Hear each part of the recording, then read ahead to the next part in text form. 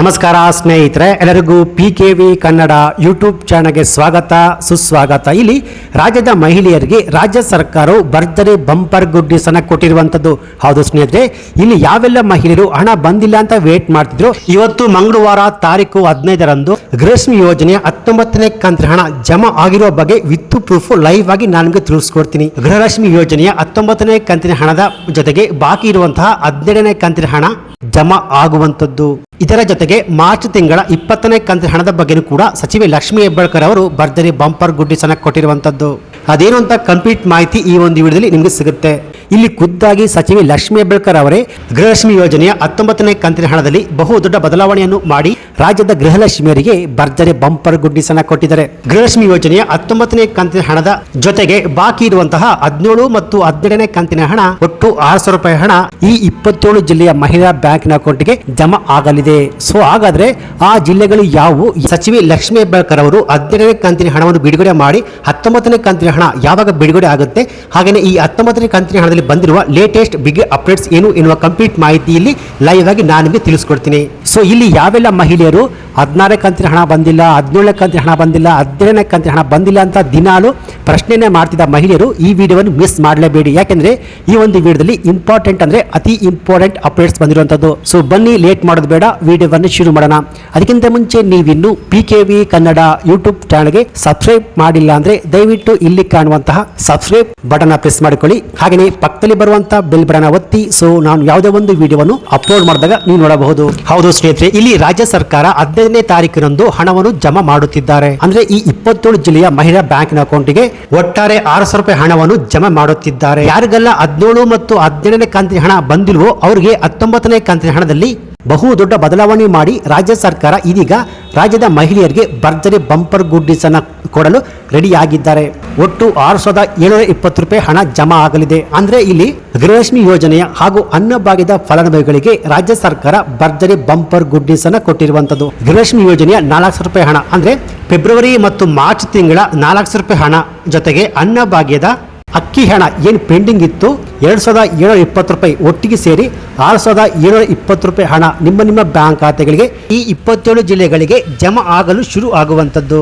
March ತಿಂಗಳಲ್ಲಿ 2 ಕಂತಿನ ಹಣ 16 ಮತ್ತು 17ನೇ ಕಂತಿನ ಹಣ ಜಮಾ ಆಗಿರುವಂತದ್ದು. ಹಾಗೆಯೇ ಇದೇ ಏಪ್ರಿಲ್ ತಿಂಗಳಿನಲ್ಲಿ 17ನೇ ಕಂತಿನ ಹಣ ಜಮಾ ಆಗಿರುವಂತದ್ದು. ಹೌದು, ಸಚಿವೆ ಲಕ್ಷ್ಮೀ ಹೆಬ್ಬಾಳ್ಕರ್ ಅವರೇ ಹೇಳಿರೋ ಪ್ರಕಾರ ಇಲ್ಲಿ ನೋಡಿ, ಏಪ್ರಿಲ್ ತಿಂಗಳಲ್ಲಿ 200 ರೂಪಾಯಿ ಹಣ ಜಮಾ ಆಗಿರುವಂತದ್ದು. ಹೌದು, ಇದು ಬಂದು DBT ಸ್ಟೇಟಸ್ ಮೂಲಕ ನೀವು ಕೂಡ ಚೆಕ್ ಮಾಡಬಹುದು. ಯಾವೆಲ್ಲ ಮಹಿಳೆಯರು ಹಣ ಬಂದಿಲ್ಲ ಅಂತ ವೇಟ್ ಮಾಡ್ತಿದ್ರು, ಸೊ ನೀವೆಲ್ಲ ಗಮನಿಸಬೇಕಾದ ಅತಿ ಇಂಪಾರ್ಟೆಂಟ್ ಮಾಹಿತಿ ಏನಪ್ಪಾ ಅಂದ್ರೆ ಗೃಹಲಕ್ಷ್ಮಿ ಯೋಜನೆಯ ಹಣವನ್ನು ಪಡ್ಕೋಬೇಕಾದ್ರೆ ಇನ್ನು ಮುಂದೆ ಈ 5 ಹೊಸ ನಿಯಮವನ್ನು ಕಡ್ಡಾಯವಾಗಿ ಪಾಲನೆ ಮಾಡಲೇಬೇಕು. ಹೌದು ಸ್ನೇಹಿತರೆ, ಇದೀಗ ರಾಜ್ಯ ಸರ್ಕಾರ ಈಗ ಜಾರಿಗೆ ತಂದಿರುವ ಈ 5 ನಿಯಮದ ಪ್ರಕಾರ ಇನ್ನು ಮುಂದೆ 1,28,000 ಮಹಿಳಾ ಬ್ಯಾಂಕಿನ ಅಕೌಂಟ್ಗೆ ಗೃಹಲಕ್ಷ್ಮಿ ಯೋಜನೆಯ ಯಾವುದೇ ಕಂತುಗಳ ಹಣ ಜಮಾ ಆಗುವುದಿಲ್ಲ. ಸೊ ಆ 5 ಹೊಸ ನಿಯಮಗಳು ಯಾವುವು ಅಂತ ತಿಳಿದುಕೊಳ್ಳುವ ಮುಂಚೆ ಇವತ್ತು ಮಂಗಳವಾರ ತಾರೀಕು 15ರಂದು ಯಾವ ಜಿಲ್ಲೆಯ ಮಹಿಳೆಯರ ಬ್ಯಾಂಕಿನ ಅಕೌಂಟ್ಗೆ ಒಟ್ಟು 6720 ರೂಪಾಯಿ ಹಣ ಜಮಾ ಆಗುತ್ತೆ ಅಂದ್ರೆ ಆ ಜಿಲ್ಲೆಯ ಲಿಸ್ಟ್ ಹೀಗಿದೆ. ಬೆಂಗಳೂರು ನಗರ, ಬೆಂಗಳೂರು ಗ್ರಾಮಾಂತರ, ಬೆಳಗಾವಿ, ಬೀದರ್, ಚಾಮರಾಜನಗರ, ಚಿತ್ರದುರ್ಗ, ದಕ್ಷಿಣ ಕನ್ನಡ, ಗದಗ, ಹಾವೇರಿ, ಕೊಡಗು, ಮೈಸೂರು, ಶಿವಮೊಗ್ಗ, ಉಡುಪಿ, ಯಾದಗಿರಿ, ಬಿಜಾಪುರ, ಬಾಗಲಕೋಟೆ, ಬಳ್ಳಾರಿ, ಮಂಡ್ಯ, ವಿಜಯನಗರ, ಚಿಕ್ಕಬಳ್ಳಾಪುರ, ಚಿಕ್ಕಮಗಳೂರು, ದಾವಣಗೆರೆ, ಧಾರವಾಡ, ಕಲಬುರಗಿ, ಹಾಸನ, ಕೋಲಾರ, ಕೊಪ್ಪಳ, ರಾಯಚೂರು, ರಾಮನಗರ, ತುಮಕೂರು, ಹಾಗೆಯೇ ಉತ್ತರ ಕನ್ನಡ. ಸೊ ಈ 27 ಜಿಲ್ಲೆಯ ಪ್ರತಿಯೊಂದು ಮಹಿಳೆಯರ ಬ್ಯಾಂಕಿನ ಅಕೌಂಟ್ಗೆ ಇವತ್ತು ತಾರೀಕು 15ರಂದು ಗೃಹಲಕ್ಷ್ಮಿ ಯೋಜನೆಯ ಫೆಬ್ರವರಿ ತಿಂಗಳ 200 ರೂಪಾಯಿ ಹಣ ಜೊತೆಗೆ ಮಾರ್ಚ್ ತಿಂಗಳ 200 ರೂಪಾಯಿ ಹಣ ಜೊತೆಗೆ ಅನ್ನಭಾಗ್ಯದ ಏನು ಪೆಂಡಿಂಗ್ ಇತ್ತು ಅದು 2720 ರೂಪಾಯಿ ಹಣ, ಒಟ್ಟು 6720 ರೂಪಾಯಿ ಹಣ ಇವತ್ತಿನಿಂದ ಜಮಾ ಆಗಲಿದೆ. ಸೊ ಆದ್ರೆ ಇಲ್ಲಿ ಗೃಹಲಕ್ಷ್ಮಿ ಯೋಜನೆಯ ಹಣವನ್ನು ಪಡ್ಕೋಬೇಕಾದ್ರೆ ರಾಜ್ಯ ಸರ್ಕಾರ ಇವಾಗ